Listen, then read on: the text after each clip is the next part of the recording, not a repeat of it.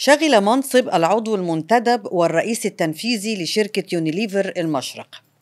عمل سابقاً بشركة بروكتر أند جامبل ومعيد في كلية هندسة. حالياً عضو مجلس إدارة بنك مصر، عضو مجلس إدارة النساجون الشرقيون، عضو مجلس إدارة بنك القاهرة أوغندا، ورئيس لجنة التجارة والصناعة بالغرفة التجارية الأمريكية.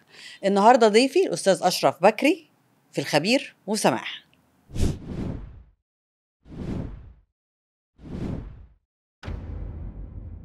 كبير قوي الخبير دي، بس يعني ده يعني دي كلمة صغيرة جدا عن حضرتك.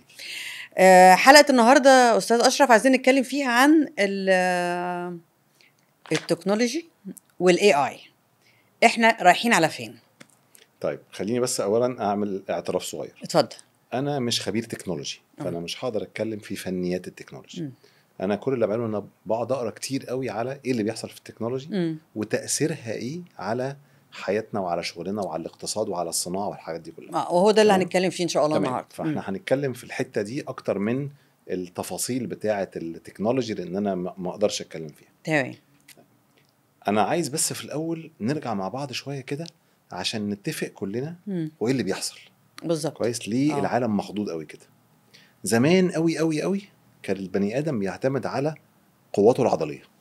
تمام. صحيح. زمان من يعني في قديم الازل كان كل حاجه بتتعمل بالقوه العضليه.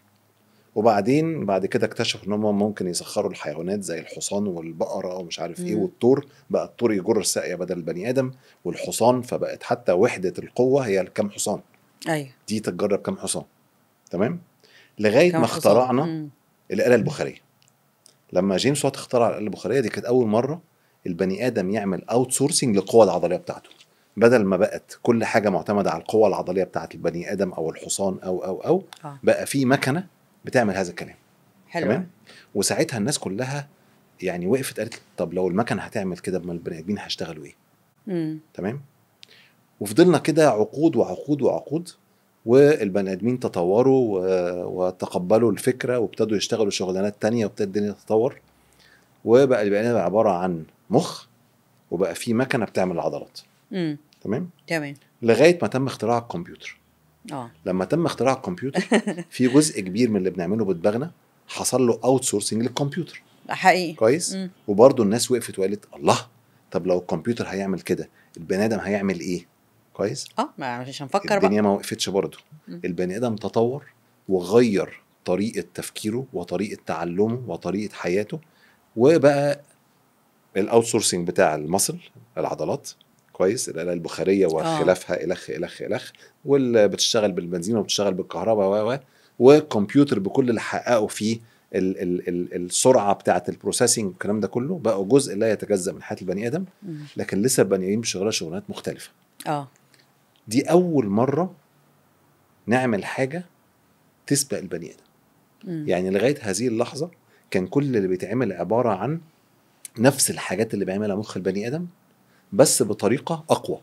سواء اقوى عضليا او اقوى حسابيا او عشان نقدر نعمل حاجات كبيره. تمام. دي اول مره نروح لحته الارتفيشال انتليجنس، ان هو بيبتدي يتعلم حاجات البني ادم ما بيعرفش يعملها في دماغه. تمام. جميل. ففي جزء مجهول في المعادله احنا مش عارفين رايح فين. لكن هي بما ان هي اتوجدت فهي هتكمل اكيد. دورنا احنا ايه؟ دورنا نفهم ان هي ممكن تكمل ازاي، ونشوف ايه اللي ممكن يحصل غلط فيها، وازاي نحط قواعد حاكمه. تمام. بيسموها governance، علشان نقلل على قد ما نقدر احتماليه ان يحصل حاجه غلط. تمام. المشكله الكبرى لو حصل حاجه غلط المره دي احنا مش عارفين هيبقى شكلها عامل ازاي ومداها ايه. عشان كده في ناس كتير قوي متخصصه قلقانه طبعا. كويس. لان يعني موضوع الاي اي والذكاء يعني احنا واصلينه دلوقتي، الناس خلاص انت بني ادم بيتكلم عن طريق لا، هي بعد كده كمان بشويه. يعني البني ادم بيتكلم ده very simple application of AI. كويس. لكن في حاجات اكتر من كده بكتير قوي. وفي حاجه حصلت مؤخرا كبيره قوي، انا مش فاكر اسم الراجل ايه. بس هي اشهر حاجه في الاي اي دلوقتي هي تشات جي بي تي. ايوه دلوقتي بيقعدوا يحطوا كل الحاجات بتاعتهم تمام. اللي عامل تشات جي بي تي ده شركه اسمها اوبن اي اي. الراجل الشيف تكنولوجي اوفيسر بتاعهم استقال من حوالي 3 أسابيع، وقال انا لن اكون جزء في هذه يعني التجربه. انا هنقل الناحيه التانية واطمن ان هي بتحصل. لازم يحصل قواعد حاكمه لحسن يا جماعه الموضوع ده لو حصل من غير very clear restrictions ممكن نروح في حته كلنا مش هنعرف ليه.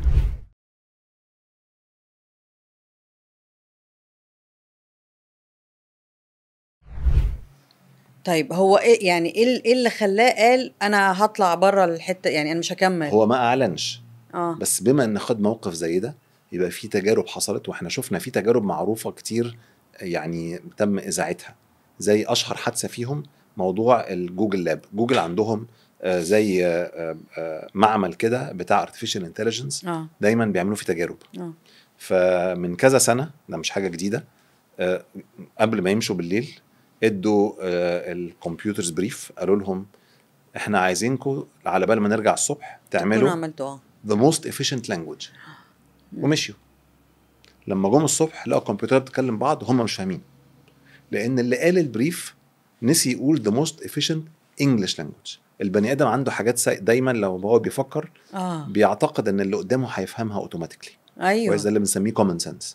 الكمبيوتر ما عندوش common sense. الكمبيوتر لازم يتقال له الموضوع بوضوح شديد، يا اما محدد. هيعمل زي ما احنا قايلين له. فهم لما قالوا لللابس للكمبيوترز اللي في اللاب اعملوا the most efficient language، هم مشيوا بالظبط على الامر اللي طلع لهم. لكن لما جم التانيين الصبح ما فهموش هم بيعملوا ايه، فاضطروا يفصلوا السيستم خالص ويرجعوا للباك اب بتاع اليوم اللي قبله عشان يبتدوا يعرفوا يتفاهموا مع الكمبيوتر. ده مثال صغير قوي لايه اللي ممكن يحصل في very minor كويس mistake، ان هو ما قالش the most efficient English language as the most efficient language. اللي احنا ممكن نوصل انه يبقى الكمبيوتر او الذكاء الاصطناعي بالظبط خارج الصدى ده يعمل اي حاجه خلاص كده. وفي حاجه تانية برضو تم الاعلان عنها قريب، ان الكمبيوتر قرر نتيجه البريف اللي خده من البروجرامر بتاعه ان هو يخبي عنه معلومات عشان هو كان مقتنع ان ده احسن للاوتكم كمان. كويس. ما هو كل دي حاجات تاني. كميه الايجابيات والادفانتج اللي هياخدها العالم عامه مع وجود حاجه زي الذكاء الصناعي unlimited. كويس. هو هيسهل علينا حاجات كتيره قوي قوي قوي قوي. الناس قلقانه من ايه؟ الناس قلقانه من ان مش بس الارتفيشال انتليجنس هي اللي اليومين دول بتتطور، في تكنولوجيا كتير قوي بتتطور في نفس الوقت. ودي اول مره يعني بنتكلم على الآلة البخاريه ما كانش في اختراع جنبها كبير قوي يعمل كده. لما بنتكلم على اختراع الكمبيوتر ما كانش في حاجه تانية كبيره قوي او بهذا الحجم بيتطور جنبها. النهارده في حاجات كتير قوي بتتطور جنب بعض نتيجه وجود التكنولوجيا في تطوير هذه الحاجات. بالظبط. فالمشكله الحاجات دي كلها وهي حاصله مع بعضها هتؤدي الى تغيير كبير قوي في المجتمع او تركيبه المجتمع كما نعرفها. هديكي مثال صغير قوي. انا عايزه بقى يعني عشان في تكنولوجيا معروفه جدا وبسيطه جدا اسمها 3D printing، الطباعه ثلاثيه الابعاد. كويس. هناخد مثال ابسط من البساطه. الاحذيه، صناعه الاحذيه. النهارده لو حضرتك ماشيه في مول في امريكا هتلاقي ناس قاعده على بوث صغير وممكن تقفي تطبعي كويس 3D نعل كويس بتاعك باسمك بمقاسك، بحيث ان انت بعد كده بتحطي عليه الكفر بتاعه تبقى جزمه خلاص كده. والكفر ده كويس ممكن كمان النهارده التكنولوجيا ان هو يطبع بمجال 3D موجوده. يعني انا ممكن اطبع حذاء كامل باستخدام تكنولوجيا الطباعه ثلاثيه الابعاد. طيب ده كويس ولا وحش؟ ده رائع. ليه؟ في كميه ويست بتحصل كل سنه في صناعه الاحذيه غير طبيعيه. صناعه الاحذيه مشكلتها ان انا لازم اكون عندي كل مقاسات بكل الالوان كويس بكل الموديلات في كل المحلات طول الوقت. ده موضوع صعب جدا في السبلاي تشين. كويس. واحد داخل عايز 45 وربع من اللون ده في المقاس ده في الموديل ده لازم يلاقيه.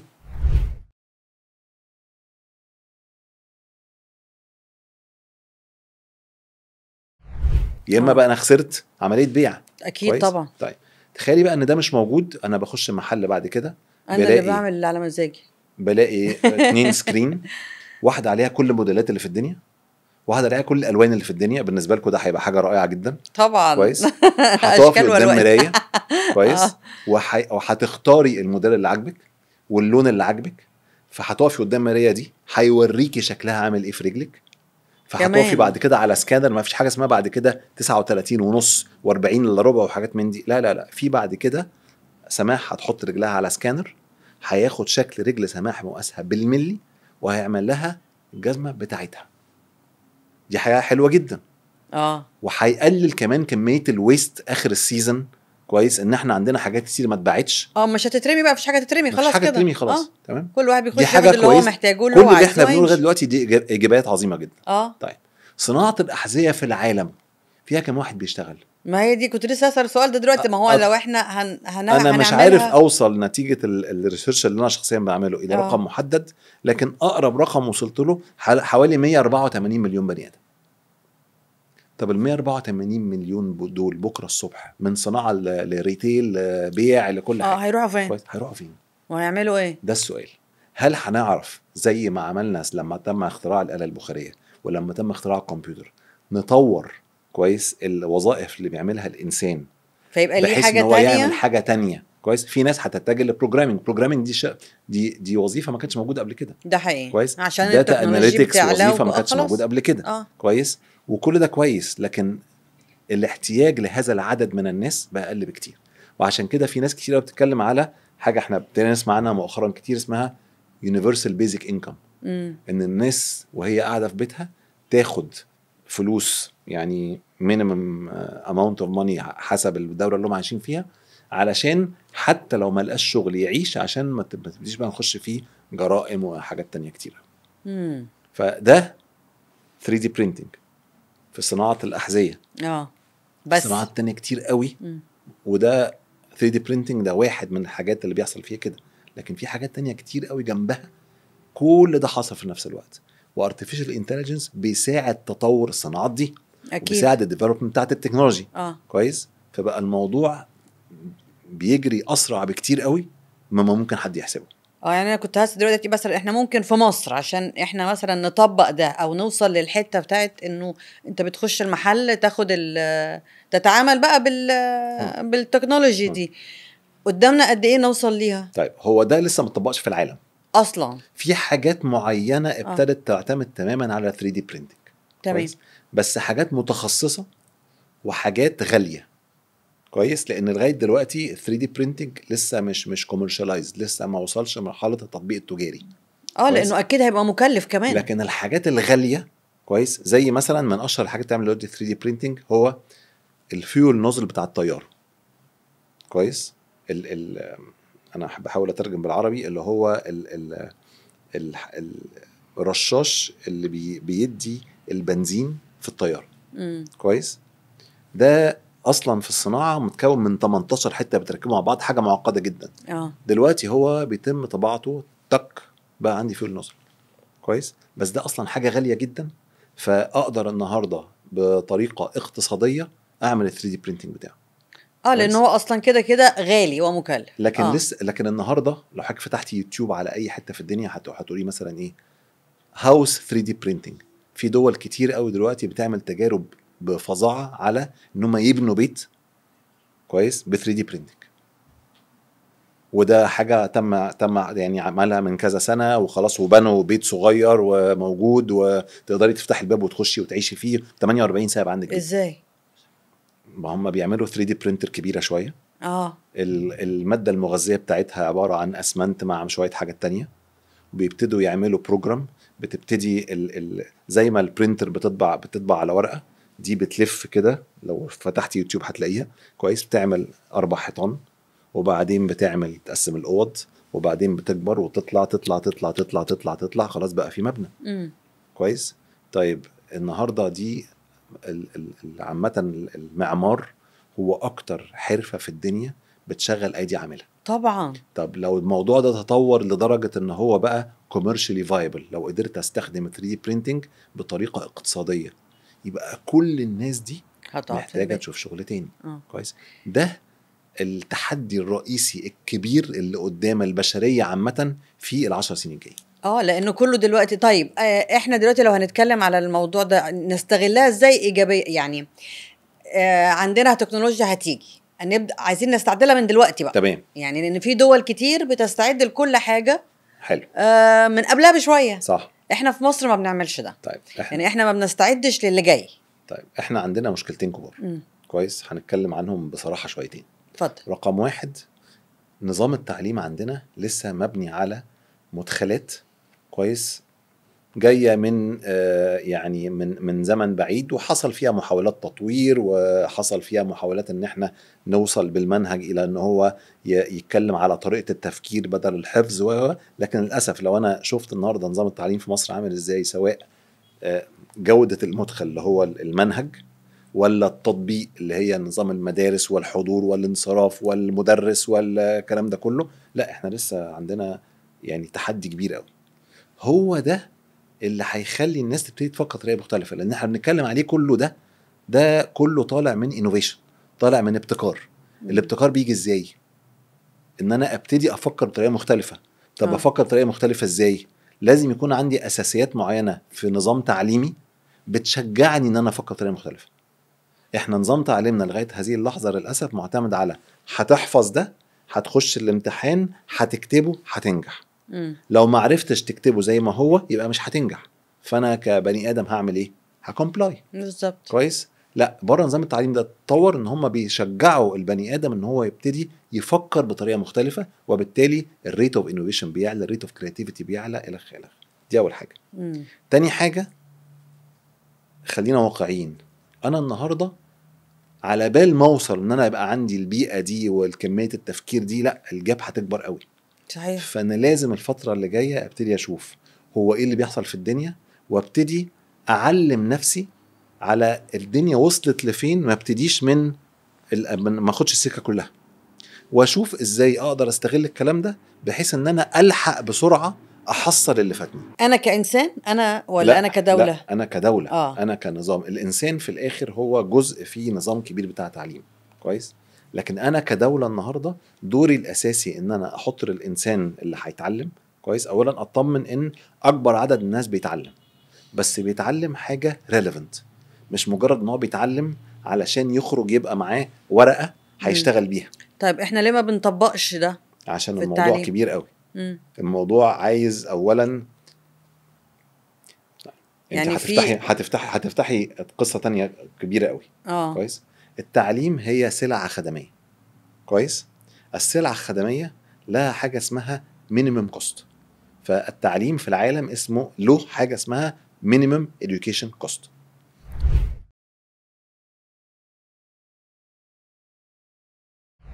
بالنسبه للدوله، بالنسبه مش دول، انا بتكلم في العالم. تكلفه العمليه التعليميه في العالم لها مقياس. بس كل دوله بتعملها بشكل. بالظبط.